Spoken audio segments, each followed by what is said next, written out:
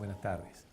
Bien, justamente vamos a tratar de conversar sobre el tema de la armonización de este centro de alimentación respecto del uso de la maquinaria.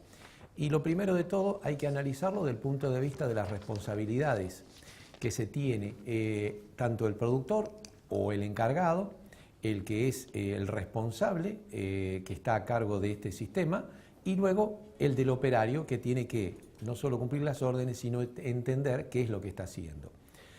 Primero de todo, el productor debe haber tenido ya un asesoramiento sobre el diseño del patio de comida, los ingredientes que va a utilizar. Eso es algo que él lo produce, una parte, y qué es lo que va a comprar, cómo los va a almacenar, el tipo de mixer a utilizar, que él es una decisión debido a seguramente que ha tenido la oportunidad de asesoramientos, y también la compra de los instrumentos necesarios como ser los mixer o las palas cargadoras. Eso forma parte de lo que en principio tiene que analizar y pensar el productor. Por el otro lado, las decisiones que le competen al operario son la precisión de la carga y respetar el orden de carga, justamente que se le da con la receta. Puntualidad en el horario de trabajo, la destreza del operario, la forma en cómo trabaja y de esa forma disminuir los tiempos, y eso está en función de cómo el productor ha logrado distribuir esos ingredientes, y el mantener el parque de la maquinaria, porque el ojo clínico y el sentido de la ubicación y el uso y el sentir los ruidos de la maquinaria y el funcionamiento hace, y al recordar todos los mantenimientos y la limpieza, está en la vida útil de esto, y los costos son altísimos. Pero también tenemos que tener otros aspectos que están, el conocimiento de los aspectos nutricionales, qué es lo que estamos haciendo, para entender que lo ideal en el tema del mixer fundamentalmente, que hace a que este elemento es la frutilla del postre. Esta maquinaria es algo muy importante, porque muchas veces el productor piensa que comprando un buen mixer está solucionando todos los otros problemas, y en el mixer es dónde vamos a colocar el material, el alimento, de qué forma lo vamos a procesar, y justamente ahí está entonces el tema de cómo podemos lograr a veces buenas producciones o no, dependiendo de lo que ponemos adentro y de cuánto tiempo y de en qué orden. Entonces, lo ideal es suministrar una dieta balanceada con todos los ingredientes mezclados uniformemente, que en varios momentos del día, fundamentalmente 2 o más veces por día. ¿Por qué? Porque se hace una diferencia muy grande en la forma en que pueden comer los animales, y vamos a ver entonces la mejor calidad de la alimentación en base a las veces que suministremos.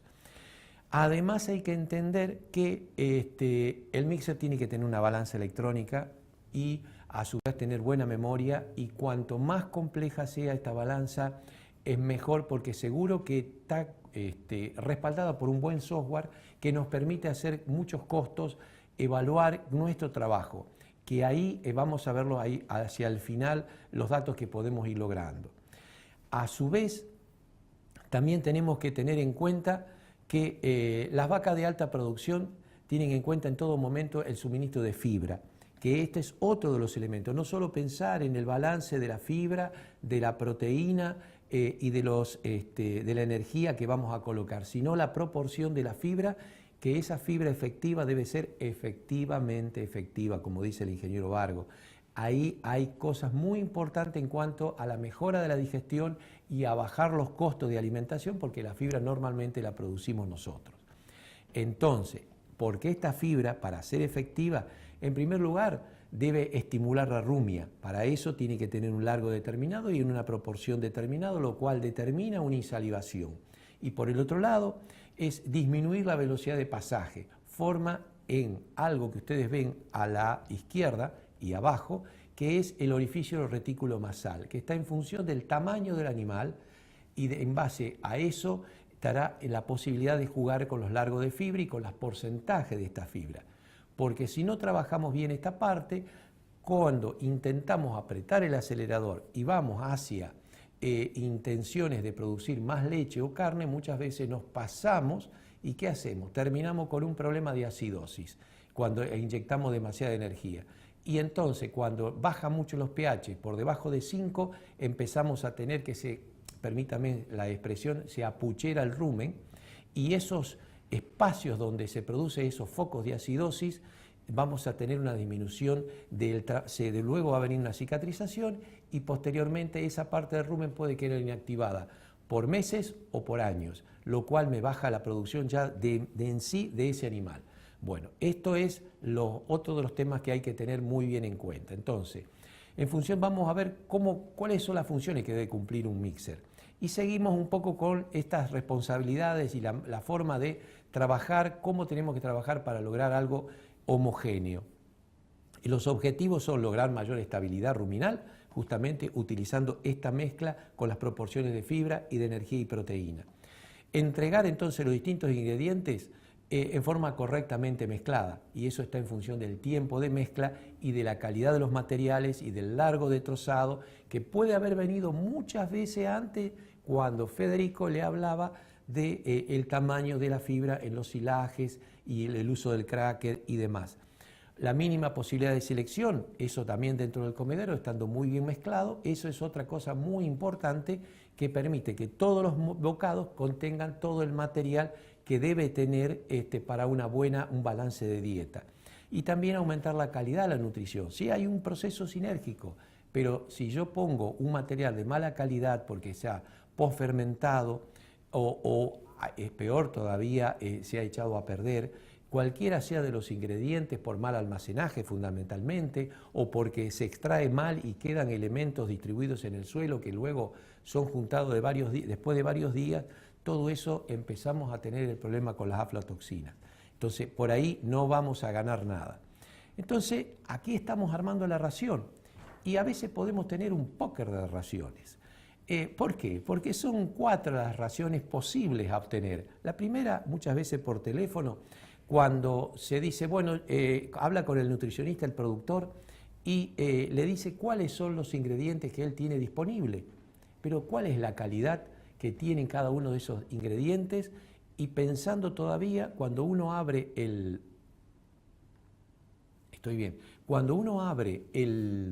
los hilos y va pasando el tiempo, muchas veces por la penetración de aire hay muchas diferencias en la calidad. Entonces, no tenemos análisis, por lo tanto, entonces el nutricionista con la computadora hace un balance de dieta y pone una determinada cantidad.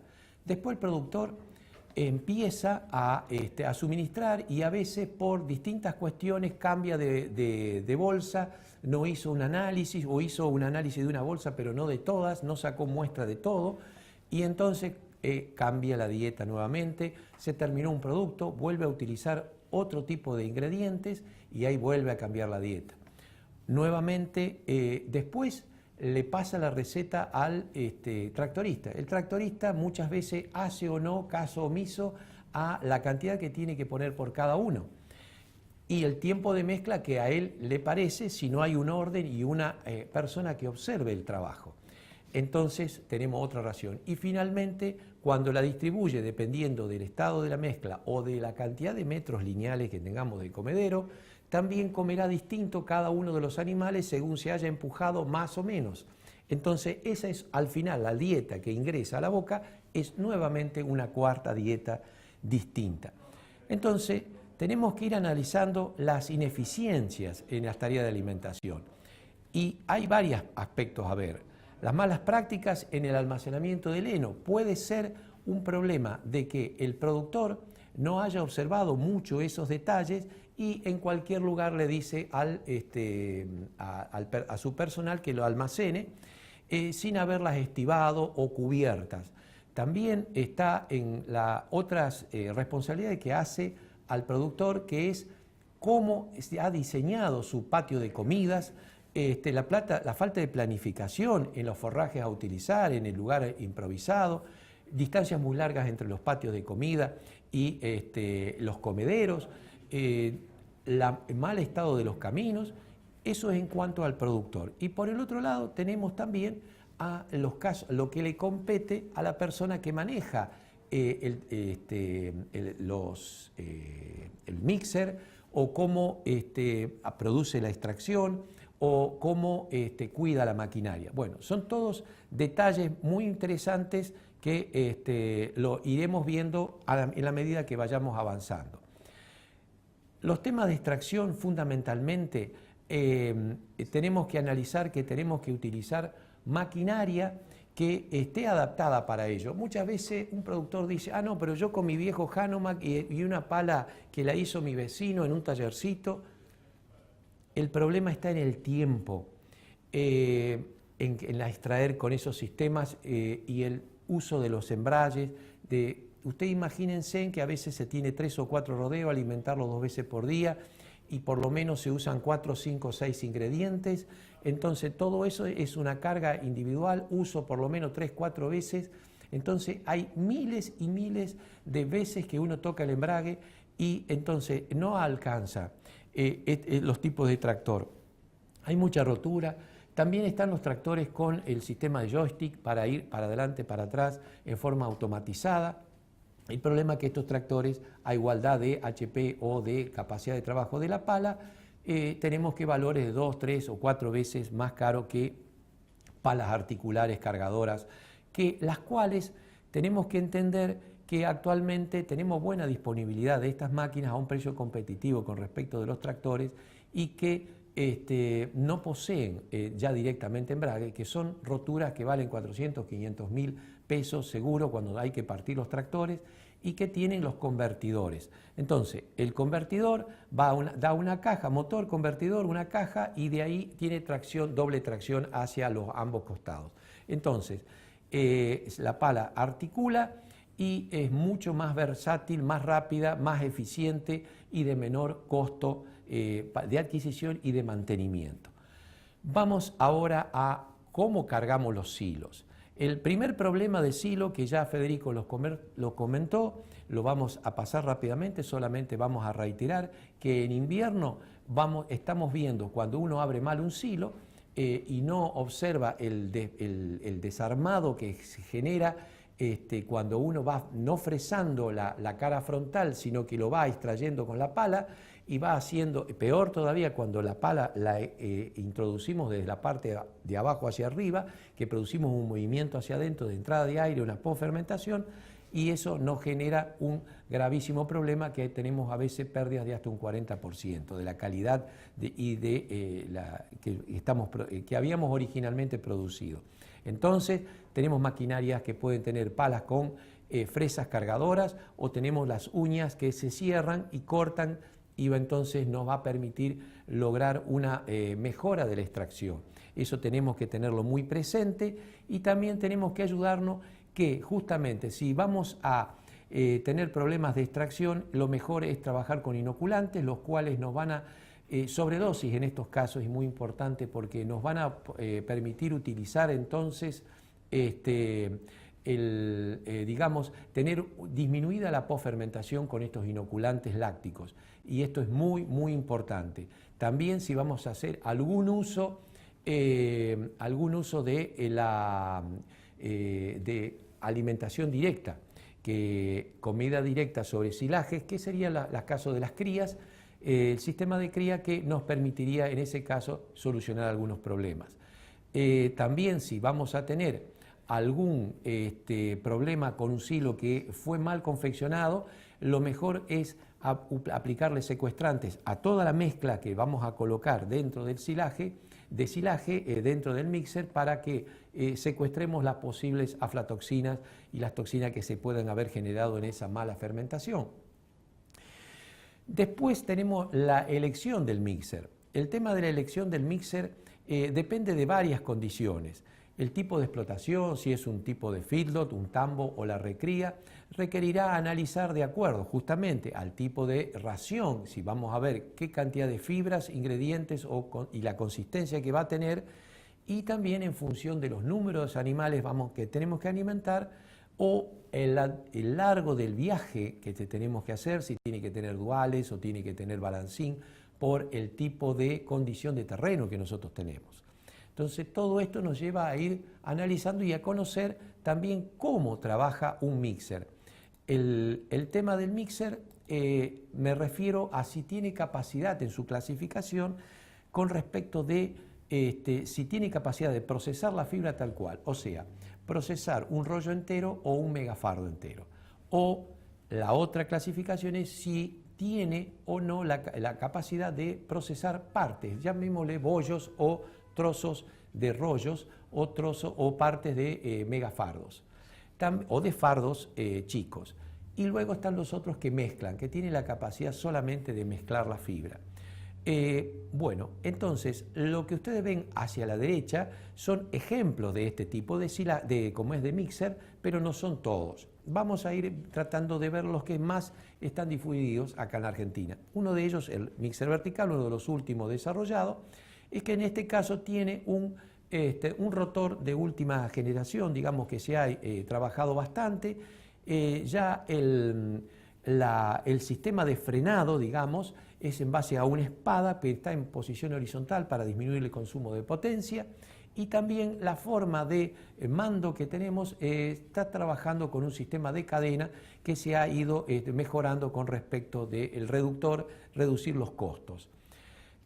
Luego podemos dar algunas indicaciones como para mejorar un poco lo que hace a la carga de los rollos para que quede en una posición adecuada. La carga de esos rollos se tiene que hacer con el pinche, el tridente, llamémosles así, de la zona media hacia arriba, para poder colocarlo como si fuera un rollo de papel sobre un cono, de forma tal de que al girar el cono lo haga girar en un sentido a ese rollo y de esa forma desenrollarlo, desarmarlo. Y esa es justamente la cuestión que es tan importante tener en cuenta porque hace al ahorro de combustible y potencia. Tenemos una secuencia de trabajo para disminuir no solo el consumo, sino la vida útil del equipo y mejorar el trabajo de todo ello. Entonces, una vez colocado el rollo, el rotor central, me anoté un detalle de los 400 rollos, después lo vamos a explicar. Colocamos el rollo dentro, apoyada la cara curva, con la cara cónica del cono que va a trabajar, y tenemos que retirar las trabas. Tenemos que siempre iniciar el trabajo con las trabas retiradas, de forma tal de que cuando se pone en marcha lo hagamos en relente, o sea, con un motor a 1400 vueltas, 1300, y que esté trabajando cerca de 300 vueltas el rotor del mixer. La toma de potencia del rotor. De esa forma, entonces, se empieza a desarmar solo el rollo dentro del mixer y consume muchísima menos potencia. Ya vamos a ver que esto se ha medido con los torquímetros. Luego de 2 o 3 minutos, colocar las trabas y trabajar ya a fondo. De forma tal que en los próximos 7 minutos u 8 podamos seguir trozando, y cuando llega fundamentalmente a la zona del hueso o la zona central donde se originó el rollo dentro de la enrolladora, que es la parte más compacta, ahí es a donde terminamos el proceso. Luego se pueden retirar las trabas y se puede descargar este material para procesar en un día varios rollos y de forma tal de cargar lo necesario dentro de la batea de este mixer y comenzar una secuencia. Yo quiero ahora mostrarles un torquímetro que está tomada en la toma de fuerza y un técnico de la Universidad de Córdoba que ha hecho ese propio torquímetro y hicimos las evaluaciones necesarias, y acá podemos ver entonces cómo tenemos el rollo en distintos momentos, que se ve esa parte central nuclear, que es la última en desmenuzar. Y en esta gráfica que ustedes tienen abajo, ahí a donde, por ejemplo, si nosotros tenemos la toma de fuerza, como es el motor trabajando a 1500, 1800, 2000 vueltas, y de golpe ponemos el embrague, pega un salto, embrayamos la toma de fuerza al comienzo del funcionamiento, cuando tiene que perder su posición estática y pasar a trabajar dinámicamente el rotor, todavía no cargado, pega un golpe muy importante como de 40 HP en la toma de fuerza. Por eso tiene que estar detenido, cargamos el rollo y empezamos sin las trabas puestas a trabajar. Si tuviésemos las trabas, que es como nosotros hicimos el ensayo, pega saltos al minuto de 80, 90 HP de consumo de potencia. Y todo eso es un problema en las torsiones y desgaste y cavitación de los engranajes solemos sentir unos ruidos, parece que estuviéramos golpeando con un martillo sobre hierro, y eso es el golpe de los engranajes dentro de las cajas por esa mala forma de trabajar. Entonces por eso le pedimos que trabajen sin las trabas al principio, que se desarmen, luego cuando tomó velocidad recién colocamos las trabas y de esa forma no consumiremos más de 60 HP y podemos utilizarlo con tractores mucho más chicos de lo que normalmente tenemos que utilizar. Lo de los 300, 400 rollos yo lo quiero dejar bien en cuenta porque depende la marca, modelo que tengan cada uno o los tipos de rollo y de la calidad de los rollos que utilicemos, pero tengamos en cuenta que habría que llevar muy bien en cuenta qué cantidad de rollos estamos procesando mensualmente o anualmente. Cuando nos acercamos entre los 300 y los 400 rollos, vayamos observando muy detenidamente y tengamos una cuchilla nueva a mano, nos metemos dentro del mixer, por supuesto parado el mixer y con la llave en la mano para que nadie lo ponga en marcha, y observar la diferencia de desgaste que ya tenemos para ir analizando en nuestro mixer y en nuestro sistema de trabajo cómo van perdiendo el filo, que son el tamaño de los dientes. Eso tengámoslo muy en cuenta porque se triplica y cuadruplica el tiempo de trabajo del mixer. Yo les puedo asegurar que de 10 minutos pasamos a media hora tranquilamente con el mismo tipo de rollos. Bien, ahora vamos hacia el orden de carga del mixer. Normalmente en los mixers verticales ponemos el heno primero, todos los materiales bien voluminosos y livianos, luego los hilajes de las pasturas o los hilajes de sorgo forrajero. También vamos a poner las semillas posteriormente, las cáscaras, las vainas, los marlos o los subproductos livianos con mucha fibra. Luego vienen los hilajes de maíz o sorgo graníferos, luego los granos húmedos o subproductos de textura semejante a un gluten fit y demás. Luego los granos secos, partidos, quebrados, luego los núcleos vitamínicos y finalmente los ingredientes líquidos como melaza, suero, permeado o el agua. Entonces, finalmente aquí viene la forma en que debemos distribuirlo. Una vez hecha la mezcla, al final colocamos el porcentaje para llevar a la mezcla a un más o menos 48, 50, 52% de humedad final de la mezcla, que se hace una vez hecha toda la mezcla en seco, luego le agregamos el agua. Lo cual le da más palatabilidad, hay menor dispersión en verano, más que todo por el viento de los polvos, y el animal come mejor, a bocado lleno, aumenta la ingesta, hay mayor aceptación de parte de los animales. Lo único que a esos niveles de humedad debemos pensar que debemos hacer un suministro de 2 veces o 3 veces diario, más que todo con altas temperaturas ambiente, para que no se produzca una gran fermentación debido a esto. Ahora, ahora empezamos a hablar un poquito ahora también del uso de la balanza. Acá tenemos que tener en cuenta un poquito el tema de que la balanza es un elemento muy importante porque nos permitió descubrir también y aseverar y asegurar que puede haber entre 27 o 30% de diferencia en lo que hace al ojo humano, en los pesos que puede tener entre una palada y otra, con un promedio luego de haber hecho varias paladas, no la pegamos nunca. Cambia mucho la compactación en un lugar a otro de los hilajes, del volumen final, y eso es algo que no podemos darnos el lujo porque nos representa muchas veces en los concentrados y en los elementos que nosotros tenemos que comprar una ineficiencia que a veces llega al 12 o al 15%, como lo hemos medido y ya vamos a ver luego al final de esta exposición. También tenemos los tiempos de mezclado, que en el tiempo de mezclado es muy importante estar en 4, 5, 6 minutos no más, dependiendo del tipo de mixer. Y también, si nosotros queremos iniciar la mezcla y en esa última parte de mezclado, también el último parte de trozado de la fibra que hemos colocado al principio, luego lo queremos poner de golpe de marcha y con las trabas puestas nos va a subir muy alto, nos va a pegar un golpe, otra vez una cavitación en los engranajes y esfuerzos de torsión en las barras de la toma de fuerza, muchos esfuerzos innecesarios. Entonces, para poner en marcha el sistema de mezcla, hagámoslo sin las trabas puestas, luego de un minuto, cuando ya empezó a girar, le ponemos las trabas, estaremos 3, 4 minutos mezclando con las trabas puestas para terminar de trozar y darle el largo final, que vamos a hablar de 4, 5, 6, 8 centímetros, no más, como largo de la fibra efectiva que nosotros queremos tener, o menos en otros casos, y darle la mezcla, el mezclado necesario, y luego, y esto hay que ir testeándolo con el separador de partículas, para no sobrepasarlo. Nosotros mismos nos tenemos que hacer nuestras propias auditorías de cómo trabajamos.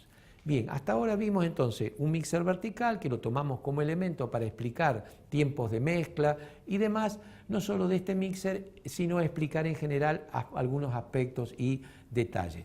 Existen otros mixer como los mixer a paleta que tienen capacidad de procesado de un rollo entero. En este caso, mixer tipo marca Kinan, que es el único en el país que tenemos ahí en el INTA de Rafaela, y hay otros más distribuidos en el país, pero digamos es el último sistema que tiene una capacidad total de procesar al rollo completo. Luego hay otros tipos y que también tiene una particular forma de trabajar. Podríamos poner primero el agua, luego procesar el rollo y luego los ingredientes poniéndolos más finos y los más pesados al principio y luego los más livianos al final. Son particularidades del sistema de mezcla. También tenemos sistema A sin fin que tiene la capacidad, como el caso de Mainero, que tiene la capacidad de procesar el rollo completo. Antes tenía un sinfín que era mezclador, pero ahora han hecho uno que tiene la capacidad de procesar el rollo completo, de muy buena facturación y que anda muy lindo y que tenemos la posibilidad también en 10 minutos de procesarlo, lo mismo que todos los otros sinfines, estando las otras marcas anteriores. Ahora vamos a pasar a conversar respecto de los mixers desmenuzadores que trabajan con la posibilidad de trabajar en una parte del rollo o que tenemos que cortarlo con motosierra, como se puede ver a la mano derecha hacia abajo, y que en algunos casos tenemos las contrascuchillas que tienen muelas y contrascuchillas fijas. Tenemos las muelas que están incorporadas a los álabes y tenemos las contracuchillas fijas, o pueden ser móviles como el caso de GEA, que pueden entrar y salir desde la parte de abajo en forma hidráulica y uno puede regular también de esa forma el trozado. Digamos que es un avance muy interesante que se ha hecho en la Argentina con respecto de este tipo de mixer, que si nos dormimos un poco nos troza demasiado fino la fibra. Luego, dentro de este sistema también, que tiene capacidad de procesar la fibra, también en trozos o en bollos, es el caso de Rotomix con Zenor, acá hecho en la Argentina, y Martina Stanner son algunas de las marcas que tienen la capacidad de procesar entonces con un sistema de paletas y con algunos sinfines con dientes el procesado de esta forma, y también el sistema de mezclado que nos permite trabajar más que todo para los sistemas de feedlot y demás son utilizados.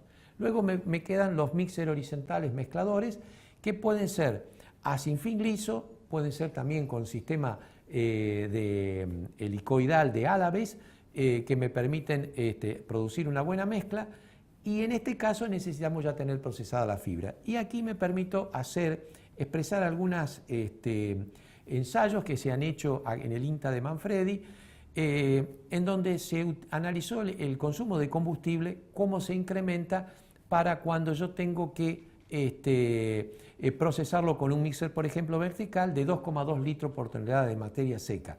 Ahora, si yo ya lo he cuteado, si yo compro un rollo cuteado, esa máquina enrolladora que ha trabajado, o mega enfardadores, tiene una capacidad también de haber consumido 2,3 litros de combustible. Por lo tanto, si yo compro ya procesado y cuteado, me ahorro ese combustible y ese tiempo, porque hay que analizarlo en función del tiempo. Ya vamos a ver que el tiempo es oro y tiene un alto costo el mal uso del tiempo en el momento que estamos trabajando en el campo. Los mixers mezcladores únicamente también tenemos entonces, dijimos, de sinfín liso y los otros con los álabes y también a paleta. El tema de sistema de pétalos o de álabes, tenemos que ver que tienen una deficiencia. Si yo soy muy vago y cargo todo este material en un rincón, le cuesta mucho con respecto de uno de sinfín liso para trabajarlo. O sea que si soy ordenado no tengo ningún problema. Por el otro lado, los de paleta, los de doble paleta, me permite trabajar con mezclas industriales de subproductos industriales pegajosos, húmedos, como burlandas, orujos y demás, y melazas, que no tienen ningún problema para mezclarlo. Son óptimos para eso. Ahora, ¿qué es un mixer sin balanza? Dijimos que justamente es un carro, porque no tenemos idea de lo que estamos haciendo. Entonces, las balanzas tienen que ser inteligentes y que nos permitan una buena programación de las diferentes dietas para cada categoría. Entonces, tienen que tener sistemas Bluetooth, como ya están viniendo, que indican al de la pala el orden en que tiene que cargarlo, los kilos que pone, y algunos tienen una chicharra o hacen sonar el teléfono si yo me estoy pasando las cargas, registra todos los datos, a qué hora trabajó, cuántos kilos colocó, en qué orden lo hizo. Bueno, en eso es importante, y los reportes diarios que me genera a mí, a una persona que, como se suele decir, alguien tiene que, en los sistemas complejos de alimentación, tiene que ver a alguien que no haga nada. Ese que no hace nada es el que observa todos los detalles y tiene que avanzar muy rápido en la observación de todos estos elementos.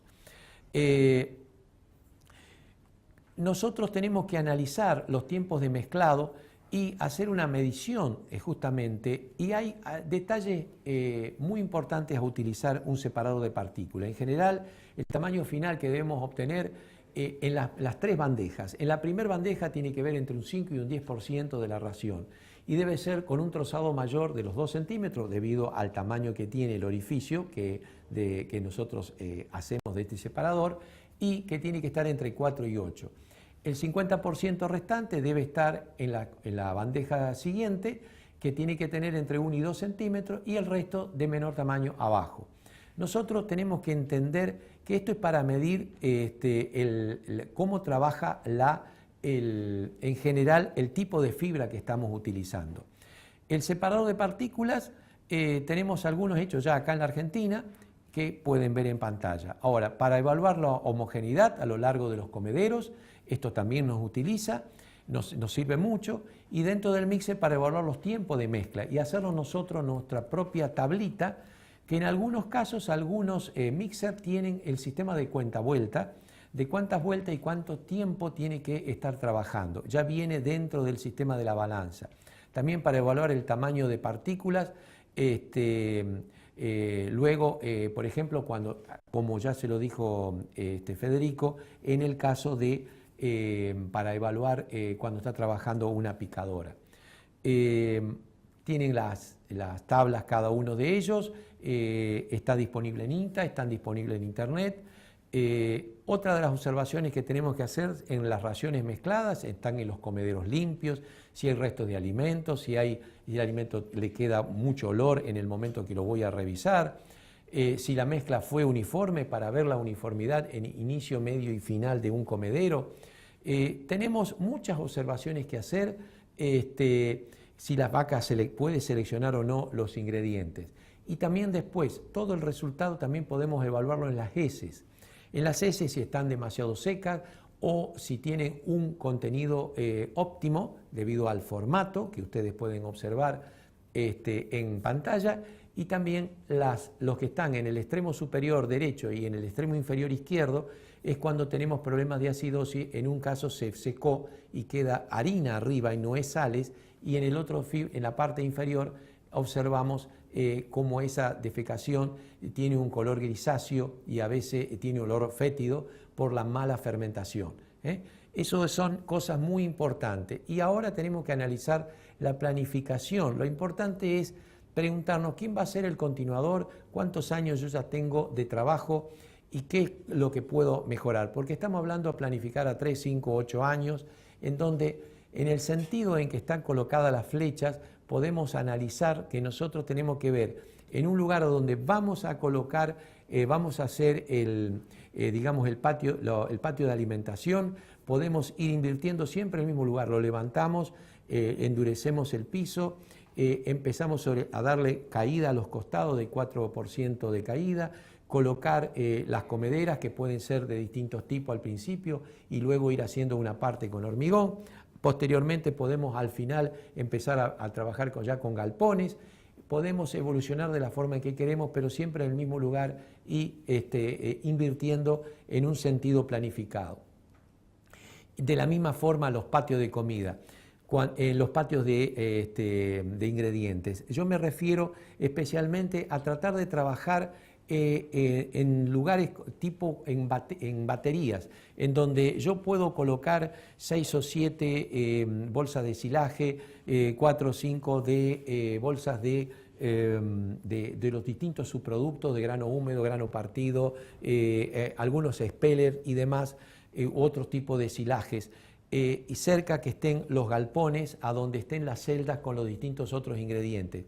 Y entonces, si yo sé que de los 365 días puedo llegar a tener 60 días en mi área de lluvia, entonces yo tendré que tener un análisis de la cantidad de silaje que voy a utilizar, y entonces en 1 o 2 o 3 bolsas de grano húmedo, 1 o 2 bolsas de grano húmedo, 3 o 2 o 3 de silaje de maíz o de sorgo, voy a tener que tener el piso más afirmado para poder entrar y salir en los días de lluvia, especialmente para eso.